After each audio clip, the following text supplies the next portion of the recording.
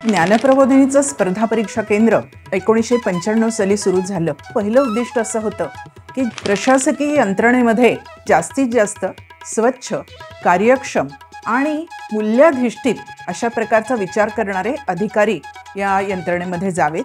आणि दुसरं आणि अत्यंत महत्त्वाचं उद्दिष्ट म्हणजे की हे जे सगळे अधिकारी प्रशासकीय यंत्रणेत जातील तिथे त्या सगळ्यांचं एक उत्तम नेटवर्क तयार व्हावं. UPSCचे वर्ग हे मुख्यतः प्राधान्याने आपण घेतो. त्याचं एक सूत्र ठरवलेलं आहे, know yourself, know your system, know your society. हे जसं सूत्र आहे तसं एक अत्यंत महत्त्वाचं शिक्षणातलं तत्व आहे. ते म्हणजे तुम्ही जेव्हा कुठलीही योजना करता मार्गदर्शनाची त्यावेळेला ज्ञान, कौशल्य, क्षमता आणि वृत्ती अशा 4 गोष्टींना तुम्हाला महत्त्व द्यावं लागतं. गेल्या 30 वर्षाच्या प्रवासामध्ये साधारणतः 1500 विद्यार्थी आपल्याकडून प्रशिक्षण घेतलेले आज अधिकारी म्हणून काम करतायत. राज्याच्या म्हणजे महाराष्ट्राच्या सर्व जिल्ह्यांमध्ये, देशाच्या सर्व राज्यांमध्ये आणि सुमारे 9 वेगवेगळ्या देशांमध्ये आज आपले विद्यार्थी हे अधिकारी म्हणून कार्यरत आहेत.